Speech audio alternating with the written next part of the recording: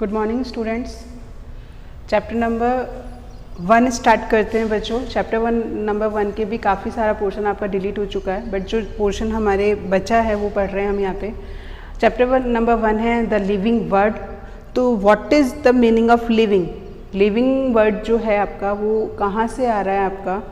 Live, वो क्या activity कर रहे हैं? They are certain distinguished characteristic exhibited by living organism. कौन कौन से कैरेक्टरिस्टिक मेन फीचर्स होते हैं लिविंग थिंग्स के? ग्रोथ कर पाते हैं, ठीक है, ग्रोथ कर रहे हैं वो, चाहे वो साइज में कर रहे हैं, शेप में कर रहे हैं, नंबर में कर रहे हैं, यानी ग्रोथ हो रही है उनकी, रिप्रोड्यूस कर पा रहे हैं। रिप्रोडक्शन का मतलब यही होगा कि अपनी नेक्स्ट जनरेशन को लेकर आना। तो लिविंग थिंग्स जो होती हैं वो रिप्रोड्यूस कर पाती हैं। जैसे फॉर एग्जांपल मैं बात करती हूँ प्लांट्स और एनिमल की। प्लांट्स जो होते हैं वो नॉन मूवेबल होते हैं, बट क्या है, वो ग्रोथ कर पाते हैं, ठीक है, धीरे धीरे बढ़ते जाते हैं। जो उनका अकॉर्डिंग टू डिपेंड करता है कि हर्ब हैं, सर्ब हैं, ट्री हैं, उस अकॉर्डिंग उनकी ग्रोथ होती है, नंबर ऑफ सेल इंक्रीज होती हैं। वहाँ पे मेरिस्टेमेटिक टिश्यू मैंने आपको बताया था जो ग्रोथ के लिए रिस्पॉन्सिबल होता है। ऐसे एनिमल टिश्यू की बात करते हैं तो एनिमल टिश्यू में भी रेगुलर ग्रोथ होती रहती है। हार्मोन्स रिस्पॉन्सिबल होते हैं फॉर द ग्रोथ, ठीक है। तो ये जो है मेन आपका लिविंग थिंग्स का कैरेक्टरिस्टिक फीचर होता है ग्रोथ। नेक्स्ट मैंने बोला रिप्रोड्यूस। तो प्लांट्स भी रिप्रोड्यूस कर रहे हैं, एनिमल भी रिप्रोड्यूस, यानी नेक्स्ट जनरेशन को वो लेकर आ रहे हैं, तो वो क्या है? लिविंग थिंग्स हैं।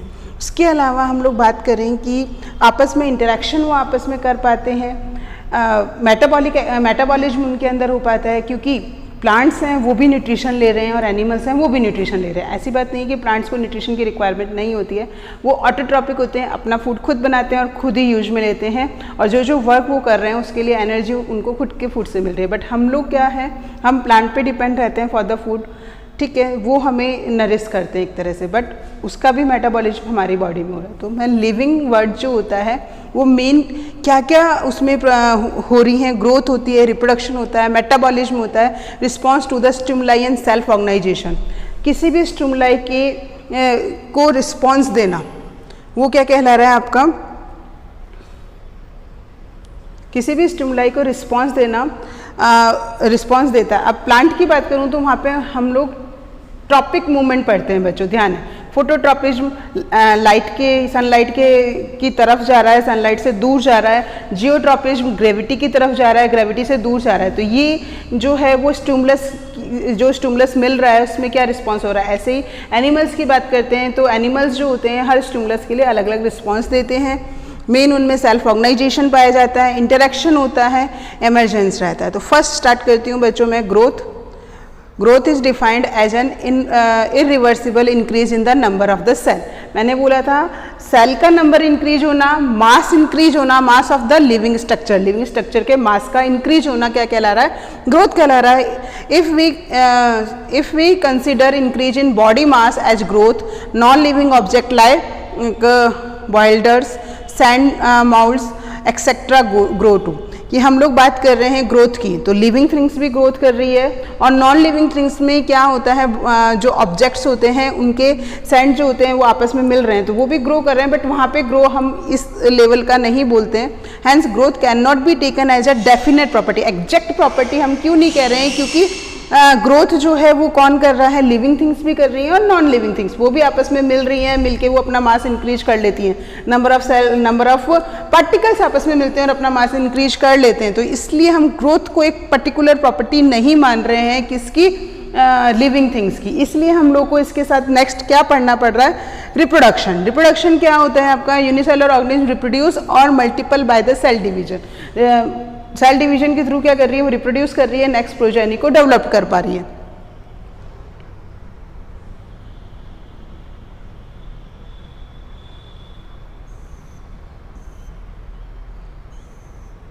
ठीक है, नेक्स्ट प्रोजेनी को वो डेवलप कर पाती है रिप्रोडक्शन के थ्रू। उसके लिए उसमें डिवीजन हो रहा है। रिप्रोडक्शन के लिए मेन डिवीजन मैंने आपको बताया था कि लोअर प्लांट्स होते हैं जो कि हैप्लॉइड होते हैं, वो तो ड्यूरिंग द गैमेट फॉर्मेशन क्या कर रहे हैं? माइटोटिक डिवीजन कर रहे हैं, और आफ्टर फर्टिलाइजेशन में मियोसिस होता है। बट यदि हम किसकी बात कर रहे हैं? हायर ऑर्गेनिज्म की बात कर रहे हैं, तो ड्यूरिंग द गैमेटोजेनेसिस यानी गैमेट फॉर्मेशन के समय मैंने आपको बताया था वहाँ पे जब टाइडोफाइट्स वगैरह बताए थे, तो गैमेट फॉर्मेशन के समय उनमें क्या होता है? मियोसिस होता है और आफ्टर फर्टिलाइजेशन सेल के नंबर जब इंक्रीज करा रहे हैं तो माइटोटिक डिवीजन रहता है। In multicellular organism reproduction mostly refer to sexual reproduction, उस रिप्रोडक्शन को जिसमें गैमेट फॉर्मेशन होता है वो क्या कहला रहा है, सेक्सुअल रिप्रोडक्शन कहलाता है। और कुछ में एसेक्सुअल रिप्रोडक्शन जो कि माइटोटिक डिवीजन से भी हो रहा है।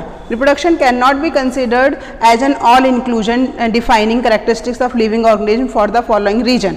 अब रिप्रोडक्शन को भी अपन एग्जैक्टली क्यों नहीं मानते हैं, लिविंग थिंग्स का सारा भी क्या है। First, in single cell organism growth and reproduction are synonyms and an increase in number of the cell. यदि हम बात करते हैं किसकी, लोअर ऑर्गेनिज्म यानी सिंगल सेल है, सिंगल सेल में 1 से 2 सेल, 2 से 4, 4 से 8, तो उसमें सिंगल सेल है तो उसमें ऑर्गेनिज्म ही डेवलप्ड हो रहे हैं। ये नहीं कि एक सिंगल सेल 2 में डेवलप्ड हुई तो उसमें एक मास बन रहा है, ऑर्गेनिज्म ही बन रहे हैं। तो वो दोनों एक तरह से एक दूसरे के क्या है, सिनोनिम्स हैं। Organism like mules, the sterile workers, bees, etc. do not reproduce at all. ये आप लोगों को नेक्स्ट ईयर थोड़ा सा मैं बताऊंगी। जो स्ट्राइल वर्कर्स होते हैं उनमें रिप्रोडक्शन, स्ट्राइल का मतलब ही यही होता है कि उनमें रिप्रोडक्शन की पावर नहीं होती है। तो ये भी अपन एग्जैक्ट रीजन नहीं बताएंगे कि लिविंग में या तो ग्रोथ हो रही है, रिप्रोडक्शन हो रहा है। उसके अलावा उनमें क्या होता है, third, metabolism, the sum total of all chemical reaction occurring in an living cell. जितनी भी केमिकल रिएक्शन होती हैं उनका सारा टोटल क्या कहला रहा है, मेटाबॉलिज्म कहला रहा है। चाहे वो कैटाबॉलिज्म हो चाहे वो एनाबॉलिज्म। कैटाबॉलिज्म में सब्सटेंस का टूटना, एनाबॉलिज्म में सब्सटेंस का मिलना। ठीक है। ऑल लिविंग ऑर्गेनिज्म बी दे यूनिसेलुलर और multicellular exhibit metabolism without exception, यानी सब में मेटाबॉलिज्म होगा। क्यों होगा, क्योंकि उनको न्यूट्रिशन चाहिए। न्यूट्रिशन के बाद उनको रेस्पिरेशन के थ्रू वो एनर्जी गेन करते हैं। आफ्टर डेट जो इतने भी आपके न्यूट्रिएंट्स वेस्ट मटेरियल होते हैं वो बाहर निकलते हैं। यानी मेटाबॉलिज्म में मेनली क्या हो रहा है, पहले तो आपका मिलना और फिर उनका टूट के एनर्जी को गेन करना, वो सारी प्रोसेस होती है। तो उसका कोई भी एक्सेप्शन नहीं रहता है। Hence, metabolism and cellular organization of living organism are considered as defined character of living being.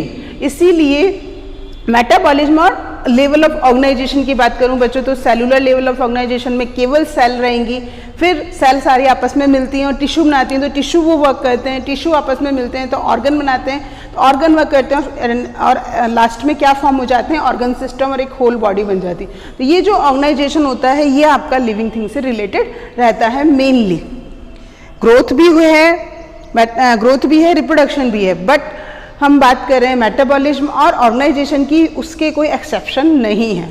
Next आते हैं रिस्पॉन्स टू स्टिमुलाई और कॉन्सिस्टेंस। उसका मतलब क्या रहता है कि किसी भी स्टिमुलस के लिए रिस्पॉन्स देना। ये मैंने पहले भी बताया था, प्लांट से रिलेटेड फोटोट्रॉपिक मूवमेंट जिसे हम बात करते हैं, और एनिमल्स जो होते हैं किसी भी स्टिमुलस के लिए जो रिस्पॉन्स दे रहे हैं। It refers to the ability of all living organisms, prokaryotes or eukaryotes, simple or complex in organization, have the ability to sense the conditions in their surrounding. कि सराउंडिंग में कैसे, जैसे अभी समर है तो उनको सेंसेस रहते हैं इस चीज़ के, ठीक है, और environment and respond to their stimulus. जैसे भी हॉट सरफेस पे आपका हाथ लग जाता है, आप एकदम से पीछे ले लेते हो तो आपको पता चला कि वो हॉट सरफेस है। कोल्ड पे लगता है तो पता चलता है कोल्ड सरफेस है, तो आपको खुद को चीज़ फील हो रही है। और यदि हम प्लांट की बात करें तो वो मूवमेंट करता है उस अकॉर्डिंग, ठीक है। विच मे बी फिजिकल, वो फिजिकल भी हो सकता है, chemical, biological. Consistence is a defining property of living organism. Clear? Human being is the only organism to have self consciousness, that is to be aware of himself. वो अपने आप aware हो जाता है, किसी की ज़रूरत नहीं होती है, ह्यूमन बीइंग में रहता है। बाकी प्लांट्स जो होते हैं उनको किसी ना किसी स्टिमुलस की रिक्वायरमेंट रहती है, ठीक है। नेक्स्ट आते हैं हम टॉपिक पे, ये आपका complete what is living, living क्या होता है और लिविंग के लिए कौन कौन सी कंडीशन रिक्वायरमेंट है। ग्रोथ करनी चाहिए, उसे रिप्रोड्यूस होना चाहिए, मेटाबॉलिज्म बोला मैंने, ऑर्गेनाइजेशन बोला और सेल्फ कॉन्सिस्टेंस बोला, ठीक है। ये सारी कंडीशन होंगी तो उसको हम क्या बोलते हैं, लिविंग थिंग्स बोल रहे हैं। अब नेक्स्ट आते हैं बायोडाइवर्सिटी। क्या होती है bio means living thing, diversity आपकी एक पर्टिकुलर एरिया से रिलेटेड बच्चों में मानती हूँ। एक पर्टिकुलर एरिया में जितने नंबर ऑफ स्पीसीज होती हैं, नंबर ऑफ ऑर्गेनिज्म होते हैं, वो क्या कहलाती है, बायोडाइवर्सिटी। अब वो ऑर्गेनिज्म आपके लिविंग थिंग्स में बच्चों माइक्रो ऑर्गेनिज्म भी आते हैं, प्लांट्स भी आते हैं और एनिमल्स भी आते हैं। तो ये चीज़ ध्यान रखनी है। Biodiversity refer to the number and type of organism, आ गया कि कितनी क्वांटिटी में और टाइप में माइक्रोब्स हैं, प्लांट्स हैं, एनिमल्स हैं, प्रेजेंट ऑन द अर्थ। अब हम अर्थ की बात कर रहे हैं तो अर्थ क्या होगा, एक पर्टिकुलर एरिया हो गया, ठीक है। Each different kind of organism represent a species, अलग अलग तरह के जो ऑर्गेनिज्म होते हैं अलग अलग स्पीसीज को डिनोट करते हैं। अब आते हैं हम, जब ये स्पीसीज की बात कर रहे हैं तो इसमें फर्स्ट टॉपिक आपका जो है आइडेंटिफिकेशन, कि हम उसे आइडेंटिफाई किस अकॉर्डिंग कर रहे हैं। तो आइडेंटिफिकेशन के लिए बच्चों एक पर्टिकुलर उसके पास कैरेक्टरिस्टिक फीचर्स रहते हैं, किस प्लेस पे वो मिल रहा है, यूनिसेलुलर है या मल्टी सेलुलर है, प्रोकैरियोट्स है या यूकैरियोट्स है, उस अकॉर्डिंग हम उसका आइडेंटिफिकेशन कर रहे हैं। Is to determine the correct place of an organism in a previously established plane of classification. जैसे कोई भी आपका नया डिस्कवर हुआ है तो हमारे पास पहले से बहुत सारा क्लासिफाइड है, उसमें वो किस प्लेस पे हम उसको रख रहे हैं, प्लांट में रख रहे हैं या एनिमल में रख रहे हैं, एनिमल में रखने के बाद कॉर्डेट्स में रख रहे हैं, नॉन कॉर्डेट्स में रख रहे हैं, प्लांट में है तो प्लांट में जो 5 किंगडम बताए मैंने उन 5 किंगडम में रख रहे हैं, प्लांट्स में ना रखे माइक्रोब्स में रख रहे हैं तो मोनेरा में, प्रोटिस्टा में, किस में, तो वो सारे करेक्टरिस्टिक्स को ढूंढ के फिर उसको पहचानना ही क्या कहला रहा है, आपका आइडेंटिफिकेशन कहला रहा है। The characteristic features of various part of an organism are compared with those of the already known species, पहले से जो नोन स्पीसीज है उनसे उनका कंपैरिजन करते हैं हम, to determine their similarities and difference, कि उनसे उनकी क्या सिमिलरिटी और डिफरेंस है, and to assign it to a particular group, फिर उसे एक पर्टिकुलर ग्रुप में असाइन कर दिया जाता है। नेक्स्ट आते हैं, जब हमने उसका आइडेंटिफिकेशन एक पर्टिकुलर स्पीसीज को आइडेंटिफाई कर लिया, आफ्टर डेट हम उसको क्या देते हैं, नॉमेनक्लेचर देते हैं। It is not possible to identify the enormous number of organisms based on their common vernacular names, hence scientific name, कि अलग अलग जगह सबके नाम अलग अलग होते हैं बट एक साइंटिफिक नेम रखा गया, are given to them. The scientific name ensured that each organism has only one name, हर ऑर्गेनिज्म का एक ही नेम होना चाहिए, अर्थ में हम कहीं भी जाएं उसे उसी नाम से हम बुलाएंगे। Description of an organism should enable the people of any part of the world to arrive at the same name, world में आप कहीं भी चले जाओ उसका वही नेम रहेगा, ठीक है। लोकल नेम सारे अलग होते हैं बट उसका एक पर्टिकुलर साइंटिफिक नेम होता है। Such a name has not been use for any other known organism, और ये नेम जो है वो दूसरे ऑर्गेनिज्म के लिए यूज नहीं होता है। फिर आते हैं हम इसी में, जो मेन नेम की थ्योरी होती है, बाइनोमियल नॉमेनक्लेचर किसने दिया था, कैरोलस लिनियस ने दिया था बच्चों। तो इन्होंने क्या बताया था कि नेम के मेनली 2 पार्ट उन्होंने बताया, कि फर्स्ट नेम जो है, नेम का फर्स्ट जो होता है पार्ट वो किससे आता है, उसके जीनस से, और सेकंड पार्ट जो है वो स्पीसीज से आता है। जीनस से जो आ रहा है उसको कैपिटल लेटर में लिखते हैं, स्पीसीज से जो आ रहा है उसे स्मॉल लेटर में लिखते हैं, ठीक है। यहाँ तक क्लियर हो गई बात। थर्ड कंडीशन पे आते हैं कि ये सारा का सारा इटैलिक में लिखते हैं, यदि इटैलिक में नहीं लिखेंगे तो अंडरलाइन करेंगे। क्लियर हो गई बात। तो ये होता है आपका binomial nomenclature. It is a method in which every organism is given a scientific name which has 2 part. The first is the name of the genus, generic name हो गया, and the second is the name of the species हो गया। Example जैसे मैनेंजीफेरा indica, तो मैनेंजीफेरा इसका genus हो गया और इंडिका जो है इसका क्या हो गया, स्पीसीज हो गया। होमोसेपियन, होमोसेपियन में होमो जो हो गया वो इसका जेनरा और सेपियन जो है इसकी स्पीसीज। नेक्स्ट आते हैं प्रिंसिपल्स ऑफ नॉमेनक्लेचर्स। क्या प्रिंसिपल हैं, किसने दिए, मेनली ICBN और ICZN ने दिया था। इंटरनेशनल कोड फॉर बॉटनिकल, यानी बॉटनिकल यानी प्लांट से रिलेटेड जितने भी नेम दिए वो किसने दिए, आपके इसने international code of botanical nomenclature ने, और जूलॉजी से रिलेटेड जितने भी नेम दिए वो किसने दिए, international code of zoological nomenclature ने दिए। अब आते हैं हम क्लासिफिकेशंस पे। ये हो गया आपका बाइनोमियल नॉमेनक्लेचर, क्लियर। नेक्स्ट आते हैं classification. It is nearly impossible to study all living organism but classification make possible the scientific study of such a variety of organism। हमने आइडेंटिफिकेशन कर लिया, नॉमेनक्लेचर कर लिया, अब हम क्लासीफाई करते हैं। ग्रुप्स में क्लासीफाई कर दिया तो हम उसको बहुत अच्छे से पढ़ पाते हैं, ठीक है। कोई एक बेस बना के उसको क्लासिफिकेशन कर देते हैं। जैसे मैंने बायोलॉजिकल नॉमेनक्लेचर में आपको बताया था, टाइप ऑफ सेल के according, level of organization, mode of nutrition, mode of reproduction, तो उस बेसिस पे हमने 5 ग्रुप बना दिया। ऐसे प्लांट किंगडम को अपन ने किया, और अब एनिमल किंगडम में आप लोग को पढ़ाऊंगी तो एनिमल किंगडम को इसी अकॉर्डिंग अपन क्लासीफाई कर पाएंगे। तो हम उसको क्लासीफाई कर रहे हैं, वो उस चीज़ को क्या बना देता है और ईजी बना देता है। Organism are grouped into categories, organism को कैटेगरीज में ग्रुप्ड किया जाता है, और जिन कैटेगरीज में हम उसको ग्रुप कर रहे हैं, दैट इज टैक्सा, उसको हम टैक्सा कहते हैं, और representative form is taxa is study, और फिर उसको जैसे प्लांट किंगडम, एनिमल किंगडम, तो प्लांट किंगडम एक टैक्सा हो गया, एनिमल किंगडम एक टैक्सा हो गया। प्लांट किंगडम में मैंने आपको बताए thallophyta, bryophyta, gymnosperm, pteridophyta, gymnosperm, angiosperm, तो ये अलग अलग टैक्सा हो गए। तो ये ईच लेवल पे ईच कैटेगरी जो है वो क्या कहला रही है, टैक्सा कहला रही है। नेक्स्ट आते हैं taxonomy and systematic. Taxonomy of organism is based on the knowledge of following. क्या क्या नॉलेज होना चाहिए टैक्सोनॉमी यदि हमें किसी की देखनी है तो? उसके एक्सटर्नल फीचर्स जो हम बाहर से देख रहे हैं, इंटरनल स्ट्रक्चर के बारे में पता होना चाहिए, सेल की स्ट्रक्चर के बारे में, डेवलपमेंट प्रोसेस, एम्ब्रियोलॉजी उसकी कैसी है, कैसे कैसे उसका जायगोट से एम्ब्रियो का डेवलपमेंट हो रहा है, remnant of past organism, fossils की स्टडी एक तरह से, इकोलॉजिकल रिलेशनशिप उसका नॉन लिविंग थिंग से, एनवायरनमेंट से क्या रिलेशनशिप है, उस अकॉर्डिंग एक पर्टिकुलर टैक्सोनॉमी की हम क्या करते हैं, स्टडी करते हैं।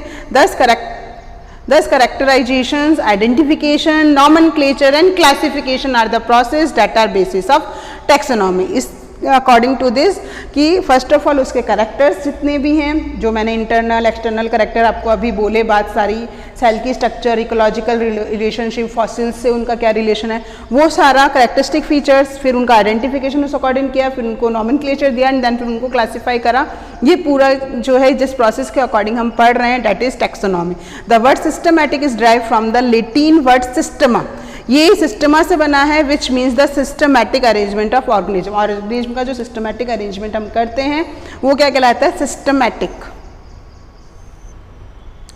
ठीक है, अब आते हैं हम लोग टैक्सोनॉमी हर चीज पे। ये हम लोगों ने थोड़ा 9th में भी ध्यान दिया पढ़ा था, ध्यान हो तो। It is the framework in which the taxonomic group are arranged in a definite order. उनको एक डेफिनेट ऑर्डर में हम अरेंज कर देते हैं, from higher to the lower category, from higher to the lower, kingdom, phylum and division. Phylum बोलेंगे तो animals के, किंगडम डिवीजन बोलेंगे तो प्लांट्स के, then class, then order, then family, then genus and then last सबसे कौन सा हो जाता है, स्पीशीज हो जाता है। तो ये पूरी की पूरी हर्चेज ने बनाई थी, इसलिए इनको क्या नाम देते हैं, हर्चेज कैटेगरी नाम देते हैं। All the member of taxon, इनके सबके, जैसे स्पीसीज के, जीनस के, फैमिली के, इनके जो कैरेक्टरिस्टिक फीचर्स होते हैं वो सिमिलर होते हैं, which are different from that of other taxa. Other taxa से वो डिफर होते हैं। Higher the category lesser will be the number of similar character. जितनी ज़्यादा हायर कैटेगरी होगी उतनी ज़्यादा उनमें सिमिलरिटीज कम होंगी। ठीक है, and the number of similarity characteristics of the organism belonging to the category. Lesser will be the number of similar characteristic। और जितनी lower होगी, जैसे species हैं तो 2 species के characteristics थोड़े थोड़े है ना, इतने ज़्यादा difference नहीं होगा उनमें, बहुत कम difference रहेगा।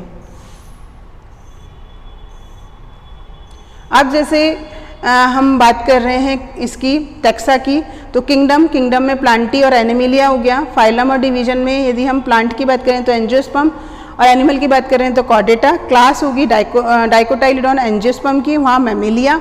ऑर्डर मैंने ले लिया सेपिंडेल्स और वहाँ लिए प्राइमेट्स। फैमिली ली हमने एनाकार्डिएसी और वहाँ होमिनिडेसी। जीनस हो गया मेनेंजिफेरा इंडिका और यहाँ जीनस मेनेंजिफेरा, स्पीसीज इंडिका, होमोसेपियन। तो सबसे छोटी जो कैटेगरी है वो कौन सी है, स्पीसीज। स्पीसीज में सिमिलर कैरेक्टरिस्टिक फीचर्स रहते हैं। स्पीसीज बहुत सारी आपस में मिलती हैं तो वो क्या बनाती हैं, जीनस बहुत सारे आपस में मिल रहे हैं तो वो फैमिली, यानी कैरेक्टरिस्टिक और ज़्यादा आपस में मिल रहे हैं तो वो फैमिली बहुत सारी आपस में मिल रही हैं तो ऑर्डर मिल रहे हैं, बहुत सारे ऑर्डर्स जो होते हैं, नंबर ऑफ ऑर्डर्स जब आपस में मिल रहे हैं, ग्रुप्ड हो रहे हैं तो वो क्लास फिर फाइलम और अल्टीमेटली क्या बन जाता है, किंगडम फॉर्म हो जाता है। तो ये पूरा का पूरा अपना एक हर चीज कैटेगरी के अकॉर्डिंग सिस्टम बना हुआ है। ठीक है, तो यहाँ तक आपका बच्चों इस चैप्टर में हमारे इस सिलेबस में आपके यहाँ तक ही है ये वाला चैप्टर। इसके बाद वाले जितने भी टॉपिक्स थे, जैसे की था, बॉटनिकल गार्डन थे, जूलॉजिकल पार्क थे, म्यूजियम्स था, फ्लोरा फौना मैनुअल्स वगैरह वो सब कट चुके हैं। बस हमें यहाँ तक इसका पढ़ना है और ये आपका यहाँ पे क्लियर हो गया चैप्टर, खत्म।